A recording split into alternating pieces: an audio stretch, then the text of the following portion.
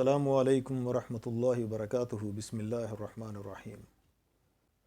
جتنی بھی عبادات ہیں، ساری کی ساری عبادات کا جو مقصد ہے وہ ہے اللہ کو راضی کرنا، وہ ہے اللہ کے قریب ہونا، وہ ہے اللہ کو خوش کرنا۔ اور جب اللہ راضی ہو تو اللہ تعالی ہماری دنیا بھی اچھی کر دے، ہماری آخرت بھی اچھی کر دے۔ تو یہ ساری عبادات کا خلاصہ ہے۔ لیکن عبادات کے اندر دیکھا جاتا ہے کہ ہم دو قسم کی عبادات کرتے ہیں۔ ایک عبادت وہ ہے کہ جو ہم اپنی روزانہ کی روٹین میں دیکھتے ہیں، یعنی کہ نماز کا پڑھنا ہے، اور اسی طرح صدقہ ادا کرنا ہے، اور اسی طرح رمضان کے روزے رکھنا اور حج اور عمرہ کرنا ہے۔ یہ ساری موٹی موٹی وہ عبادات ہیں۔ اور ایک عبادت کی شکل وہ ہے جو نہ ہمیں قرآن میں ملتی ہیں، نہ حدیث میں ملتی ہیں، نہ ہمیں صحابہ کی زندگیوں کے اندر ان کا کوئی عکس نظر آتا ہے، نہ تابعین، نہ تبع تابعین، اور نہ اولیاء کرام۔ یعنی وہ ایسی عبادات ہیں اگر دین کی سمجھ رکھنے والا بندہ دیکھ لے تو وہ سر پیٹے بغیر نہیں رہتا کہ یہ بھی عبادت ہے۔ مثال کے طور پر ہمارے یہاں ایک دربار بنا ہوا ہے، اور اس دربار میں ایک گندے پانی کا ایک جوہڑ ہے، ایک کچے تالاب کی وہ شکل بنا ہوا ہے کہ وہاں لوگ جو ہیں اپنے بچوں کو نہلا رہے ہیں اس کے اندر، اور اس کا جو گارا ہوتا ہے، گارا بدبودار، یعنی کہ لوگ اس کے اندر خود بھی نہا رہے ہیں اور عورتیں بھی اس کے اندر نہا رہی ہیں، اور اسی طرح کوئی اس کو بوتلوں میں ڈال رہا ہے، کوئی اس کو شاپر میں ڈال رہا ہے۔ تو عجیب یہ منظر میں نے پہلی دفعہ دیکھا یہ۔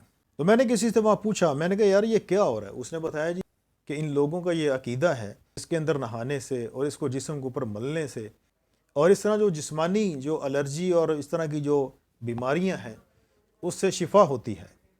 اب یہ بھی ایک عبادت کی شکل ہے۔ اور ایک میں نے پیر دیکھا، اور سر اس کا بالکل مونڈا ہوا ہے، اور اس کی مونچھیں اور اس کی داڑھی، اس کی بھویں اور اس کی پلکیں، یہ ساری کی ساری اس نے جسم کے اوپر جتنے بھی بال ہیں وہ سارے کے سارے اس نے اس طرح کے ساتھ ان کو مونڈا ہوا، اور اس کے جتنے اس کے مرید تھے یا اس کے وہ ماننے والے یا چاہنے والے، وہ بھی اسی حلیے کے اندر تھے۔ کالے رنگ کا اس نے وہ دھوتی سی پہنی ہوئی، اور پاؤں سے ننگا ہے، اور منہ اس کا میلا ہوا پڑا ہے، یعنی کہ منہ بھی نہیں دھوتا وہ۔ اور ایسے ہی اس کے جتنے بھی اس کے ساتھ 4 5 6 بندے ہیں، جیسا وہ پیر کا حلیہ ہے اس کے مریدین کا حلیہ بھی ویسا ہی ہے۔ اور ایک یہاں گاؤں میں اس نے ایک ڈیرا ڈالا ہوا ہے، اور بہت بڑا اس نے وہ ایک رقبہ سا، اس کے اندر اس نے کچھ قبریں بنی ہوئی ہیں، اور وہاں جو ہے وہ قریب قریب کے جو لوگ ہیں وہ وہاں سالانہ عرس بھی کرتے ہیں، وہاں لوگ جمع ہوتے ہیں، ڈول ڈمکے اور چرسیں وغیرہ بھی پی جاتی ہیں۔ تو یہ بھی اس کو عبادت کی ہی ایک شکل دیتے ہیں، جبکہ اس کے برعکس، اس کے بالکل برخلاف اگر دیکھا جائے تو اللہ کے نبی علیہ الصلوۃ والسلام کی زندگی کے اندر ہمیں یہ چیزیں نہیں ملتی، اور لوگ بھی انہی لوگوں کو ولی کا نام دیتے ہیں، اور ان کو بڑے بڑے القابات سے لوگ نوازتے ہیں۔ تو میں یہاں ایک چھوٹی سی بات اپنے ان بھائیوں کو سمجھانا چاہتا ہوں کہ دیکھو، اس کا نام ولایت نہیں ہوتا۔ اللہ رب العزت نے اپنے پیارے نبی علیہ الصلوۃ والسلام کی زندگی ہمارے سامنے رکھی ہے۔ اللہ تعالیٰ قرآن پاک کے اندر فرماتے ہیں، لَقَدْ كَانَ لَكُمْ فِي رَسُولِ اللَّهِ أُسْوَةٌ حَسَنَةٌ، میرے نبی کی زندگی تمہارے لیے بہترین اسوہ حسنہ ہے۔ یعنی میرے نبی کی زندگی تمہارے لیے ایک آئیڈیل لائف ہے، ایک ماڈل ہے میرے نبی کی ذات تمہارے لیے۔ میرے نبی کو اپنا آئیڈیل اور ماڈل بنا کے زندگی گزارو۔ یعنی آپ علیہ الصلوۃ والسلام ہمیں صرف نماز سکھا کر نہیں گئے، اللہ کے نبی علیہ الصلوۃ والسلام ہمیں صرف حج عمرے کا طریقہ بتا کر نہیں گئے، بلکہ پوری زندگی آپ نے گزار کر دکھائی ہے۔ اللہ تعالیٰ نے اپنے نبی کو ہمارے لیے ایک معیار بنایا ہے، ایک لائف اسٹائل کی شکل کے اندر اللہ نے اپنے نبی کی ذات ہمیں دی ہے کہ اگر تم ولی بننا چاہتے ہو، ولی بننا چاہتے ہو، اگر ہم اللہ کو راضی کرنا چاہتے ہیں تو ہم اللہ کو ایسے راضی نہ کریں کہ جیسے ہماری عقل کہہ رہی ہے، کہ جیسے ہمارے رسم و رواج کہہ رہے ہیں۔ رسم اور رواج کا نام دین نہیں ہوتا، یاد رکھیں۔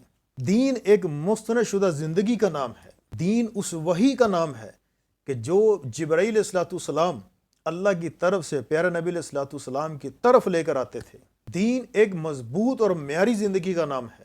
تو اللہ تعالیٰ قرآن پاک کے اندر فرماتے ہیں کہ اگر تم ولی بننا چاہتے ہو، اگر تم میرے قریب ہونا چاہتے ہو، میرا قرب چاہتے ہو، اگر چاہتے ہو اللہ تم سے راضی ہو جائے، اگر چاہتے ہو میں خوش ہو کر تمہاری دنیا بنا دوں، تمہاری آخرت بنا دوں، اس کا ایک ہی طریقہ ہے، اس کا ایک ہی راستہ ہے۔ ہم ایک دفعہ گشت کر رہے تھے، گشت کرتے کرتے ہمیں ایک بزرگ ملے، اور وہ کسی دربار کا بڑا وہ ان کو ماننے والے تھے۔ تو میں کیونکہ متکلم تھا، میں بات کر رہا تھا، تو مجھے کہنے لگے کہ مولوی صاحب جو جہاں لگا ہوا ہے کسی کو چھیڑنا نہیں چاہیے۔ کیوں؟ کہ جتنے یہ راستے ہیں یہ سارے کے سارے شریعت کے راستے ہیں، یہ سارے اللہ تک پہنچتے ہیں۔ آپ تبلیغ کر رہے ہو، مقصد کیا ہے؟ اللہ راضی ہو جائے۔ اور ہم درباروں پہ جاتے ہیں، ہم فلاں کام کرتے ہیں، تو مقصد کیا ہے؟ اللہ راضی ہو جائے۔ اب یہ مجھے وہ دلیل دے رہے ہیں مجھے مطمئن کرنے کے لیے۔ پھر مجھے مثال دے کے بات سمجھانے لگے کہ دیکھیں جیسے آپ نے لاہور جانا ہے، اب لاہور جانے کے 100 راستے ہیں، آپ جی ٹی روڈ سے بھی جا سکتے ہیں، آپ فلاں روڈ سے بھی جا سکتے ہیں، آپ فلاں طرح سے بھی جا سکتے ہیں۔ اب یہ مجھے مثالیں دے کر سمجھانے لگے جانا تو لاہور ہی ہے، تو یہ سارے راستے لاہور کو ہی جاتے ہیں، تو سارے پہنچ جائیں گے لاہور۔ تو میں نے ان سے کہا کہ بابا جی لاہور کو 100 راستے جاتے ہوں گے، لیکن اللہ تک پہنچنے کا صرف ایک ہی راستہ ہے، اور وہ ہے محمد رسول اللہ صلی اللہ علیہ وسلم۔ وہ اللہ کے نبی علیہ الصلوۃ والسلام کا مبارک راستہ ہے، وہ اللہ کے نبی علیہ الصلوۃ والسلام کی مبارک زندگی ہے۔ صرف یہ زندگی ایسی ہے کہ جس پر چل کر ہم اللہ تک پہنچ سکتے ہیں۔ تو ولی بننے کا ایک ہی راستہ ہے، اللہ کے قریب ہونے کا ایک ہی راستہ ہے، اللہ کو خوش کرنے کا ایک ہی راستہ ہے، وہ ہے پیارے نبی علیہ الصلوۃ والسلام کی مبارک زندگی۔ اور اللہ نے اسی کو قرآن کے اندر ارشاد فرمایا۔ اللہ تعالیٰ فرماتے ہیں قل ان کنتم تحبون اللہ، اے میرے نبی آپ ان سے کہہ دیجئے اگر تم اللہ سے محبت کرتے ہو، اگر تم اللہ کے محبوب بننا چاہتے ہو تو کیا کرنا پڑے گا تمہیں؟ فاتبعونی، میرے نبی کی اتباع کرو۔ یہ قرآن کہہ رہا ہے، یہ اللہ کا فرمان ہے، یہ اللہ فرما رہا ہے اگر تم میرا ولی بننا چاہتے ہو، میرے قریب ہونا چاہتے ہو، اگر مجھے راضی اور خوش کرنا چاہتے ہو تو کیا کرنا پڑے گا؟ فاتبعونی، میرے نبی کی زندگی اختیار کرو، میرے نبی جیسے بن کے آؤ، جیسے میرے نبی کا یہ نشان قدم ہے اس کے قدم کے اوپر اپنا قدم رکھو، نہ میرے نبی کے قدم سے آگے بڑھو، نہ میرے نبی کے قدم سے پیچھے رہو، نہ دائیں نکلو نہ بائیں نکلو۔ نقش قدم نبی کے ہیں جنت کے راستے، اللہ سے ملاتے ہیں سنت کے راستے۔ خود خدائے پاک بھی محبوب رکھتا ہے اسے جس کو محبوب خدا کی ہر ادا محبوب ہو۔ تو یہی اللہ قرآن میں فرما رہے ہیں قل ان کنتم تحبون اللہ، اے میرے نبی آپ ان سے کہہ دیجئے اگر تم میرے محبوب بننا چاہتے ہو، میرے ولی بننا چاہتے ہو، کتب ابدال بننا چاہتے ہو، تو کیا کرنا پڑے گا؟ کوئی ایک ٹانگ کے اوپر کھڑے ہو کے عبادت نہیں کرنی پڑے گی، کوئی کنویں کے اندر الٹا لٹک کے عبادت نہیں کرنی پڑے گی، کوئی پیدل حج کرنے نکل جانا یہ کوئی شرط نہیں اللہ کے ہاں کہ جو اس طرح کرے گا وہ اللہ کا ولی بنے گا۔ اللہ کے ہاں ایک ہی شرط ہے فاتبعونی، میرے نبی کی اتباع کرو، میرے نبی کی نقل مارو، میرے نبی جیسا بن کے آؤ، میرے نبی کی سیرت اور صورت اختیار کرو، صبح کرو میرے نبی جیسی، رات کرو میرے نبی جیسی۔ معاملات ہیں، اخلاقیات ہیں، عبادات ہیں، معاشرت ہے، جتنے بھی زندگی کے شعبے ہیں ان سب کے اندر میرے نبی کی زندگی کو زندہ کرو۔ تو اللہ کیا فرماتے ہیں؟ فاتبعونی، میرے نبی آپ کی اتباع کریں گے، آپ جیسا بن کے آئیں، اور پھر کیا ہوگا؟ اللہ فرماتا ہے یحببکم اللہ، پھر اللہ تعالیٰ ان کو اپنا محبوب بنائے گا، اپنا ولی بنائے گا، اپنا قرب عطا کرے گا۔ یہ وہ زندگی ہے جس کو اللہ نے ہمارے لیے معیار بنایا ہے، یہ وہ راستہ ہے کامیابی کا، یہ ہے وہ جنت کا راستہ۔ ہم مولویوں کی مخالفت نہیں کر رہے، یاد رکھنا، بلکہ مولوی کی مخالفت کی آڑ میں اللہ اور اللہ کے رسول کی مخالفت کے اوپر ڈٹے ہوئے ہیں ہم۔ یہ قرآن مولوی کا لکھا ہوا ہے، یہ اللہ کے نبی کی زندگی کے مولوی نے تیار کی ہے۔ یہ میں آپ کو مولوی کی زندگی نہیں سنا رہا، یہ میں آپ کو مولا کائنات کی زندگی سنا رہا ہوں۔ میرے نبی کی زندگی کو اللہ نے فرمایا یہ زندگی پاسڈ ہے، یہ زندگی اتھینٹک ہے، یہ زندگی سند شدہ ہے، یہ گارنٹیڈ ہے۔ یہ اس زندگی کو ہم اختیار کریں، اس کے اوپر اللہ کے وعدے ہیں، کسی زندگی کے اوپر اللہ کا وعدہ نہیں ہے۔ الحمدللہ اللہ نے مجھے تبلیغ کے ساتھ جوڑا، اللہ کا بڑا احسان ہے، اور ہمارے دل کے اندر اپنے بزرگوں کی عظمت ہے، اپنے بزرگوں کی قدر ہے، اپنے بزرگوں کی عزت ہے۔ لیکن اس کے باوجود اگر ہمارے بزرگ حاجی عبدالوہاب صاحب رحمہ اللہ تعالی ہیں، یہ مولانا طارق جمیل صاحب ہیں، یہ رائے بند کے جتنے حضرات ہیں، اگر ایک بزرگ بھی اگر وہ سنت کے خلاف زندگی گزارتے ہیں، ہمارے لیے معیار نہیں ہے، وہ ہم ان کو پیچھے کر دیں گے، اللہ اور اللہ کے رسول کو آگے رکھیں گے۔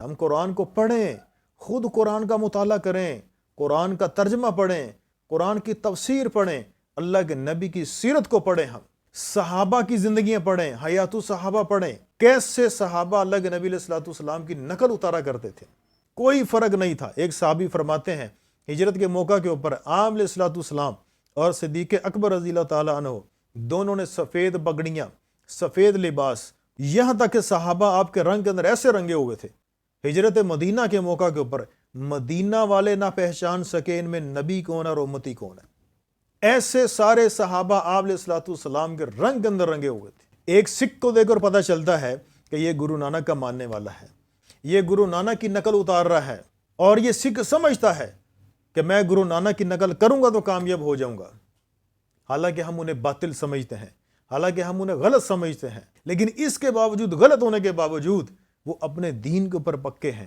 اپنے مذہب کے اوپر پکے ہیں، اپنی پگڑی نہیں چھوڑتے، اپنی داڑھی نہیں چھوڑتے، اپنی ظاہری پہچان کو نہیں چھوڑتے، جبکہ ہم اپنے نبی کو سچا بھی مانتے ہیں، اپنے نبی سے زبانی کلامی محبت کے دعوے بھی بڑے کرتے ہیں، لیکن آپ علیہ الصلوۃ والسلام کی سیرت، آپ علیہ الصلوۃ والسلام کی صورت، آپ علیہ الصلوۃ والسلام کا لباس، آپ علیہ الصلوۃ والسلام کی معاملات اور معاشرت اور اخلاقیات، ہم اس کے اوپر زندگی گزارنا نہیں چاہتے۔ تو عمر رضی اللہ تعالیٰ نے ایک دفعہ سفر کے دوران آپ کو کسی نے بتایا کہ یہاں اس غار کے اندر ایک عیسائی پادری ہے جو کئی سالوں سے یہاں اپنی عبادات پر مشغول ہے، تو مجاہدے کر کر کے، مشقتیں اٹھا کر، اس کی کیا کیفیت تھی کہ اس کے جسم کی جو چمڑی ہے اس کی ہڈیوں کے ساتھ چپکی ہوئی تھی، کم کھانا، کم سونا، کم پینا، کم اپنی حاجات اور ضروریات کو پورا کرنا، اور زیادہ وقت اپنا گزارنا عبادت الہی کے اندر۔